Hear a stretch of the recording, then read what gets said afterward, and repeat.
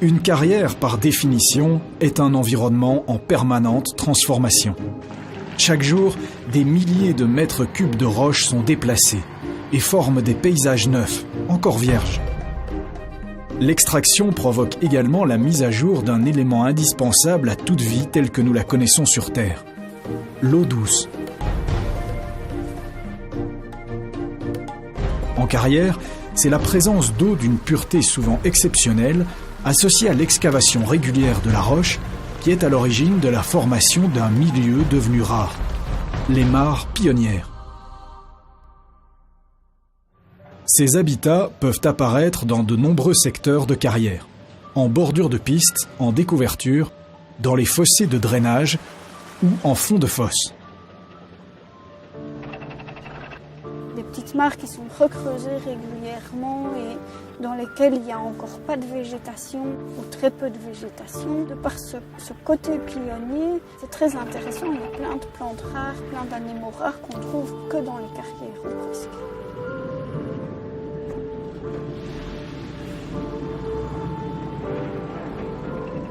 Le crapaud calamite est un animal essentiellement terrestre, mais dont la survie dépend de ce milieu aquatique.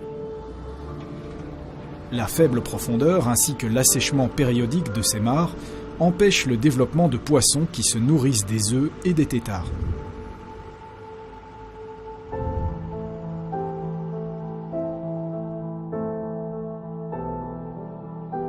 L'halite accoucheur, lui, possède un mode de reproduction étonnant. Le mâle transporte ses œufs sur le dos où ils se développent pendant quelques semaines pour ensuite les déposer dans une mare, juste avant leur éclosion.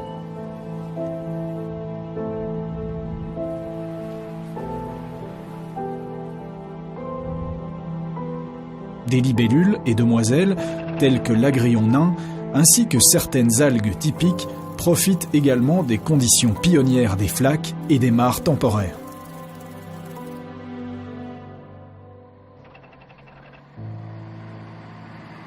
L'objectif est la création de nouvelles mares, qui puissent coévoluer en harmonie avec l'exploitation.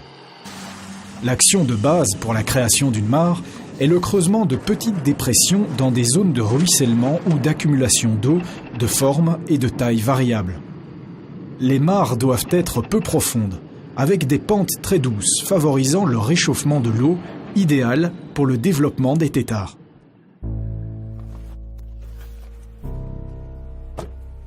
Dès qu'on a une machine qui est libre, un homme qui est un petit peu plus disponible, on met la machine pour créer une petite mare, pour créer une dépression, pour augmenter notre surface de biodiversité.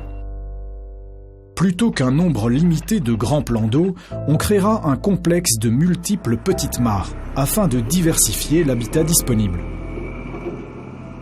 Ces mares-ci, elles vont se remplir en eau de pluie. L'idéal, c'est de faire les aménagements pendant l'hiver pour bien remplir les mares avant les poules des crapauds au printemps. En carrière, la pluie n'est pas la seule source d'alimentation des mares. L'extraction met à jour des infiltrations qui provoquent un écoulement constant, un endroit idéal pour y creuser des mares en contrebas. En fond de fosse, l'émergence de la nappe phréatique offre des possibilités d'aménagement qui peuvent être adaptées au cas par cas. Ce qui est aussi positif, c'est la présence de cailloux plus grossiers sur le bord. Ça sert d'abri aux amphibiens pour pouvoir se cacher en dessous. C'est le principe de la gestion dynamique qui assurera une disponibilité permanente de l'habitat. Durant le printemps et l'été, on installera une ligne de défense qui protégera les zones refuges des engins. Après 1 ou 2 ans, lorsque le front d'exploitation est déplacé, on commencera à creuser de nouvelles mares sur des zones récemment laissées à l'abandon. On profitera de l'hiver et de l'absence des batraciens ou libellules pour déplacer les mares existantes.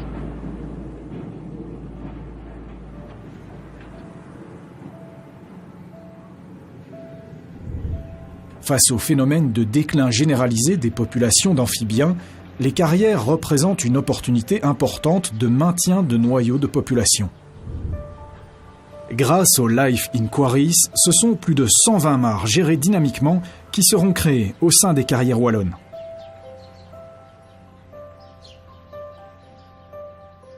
avec la contribution financière du programme LIFE de l'Union européenne.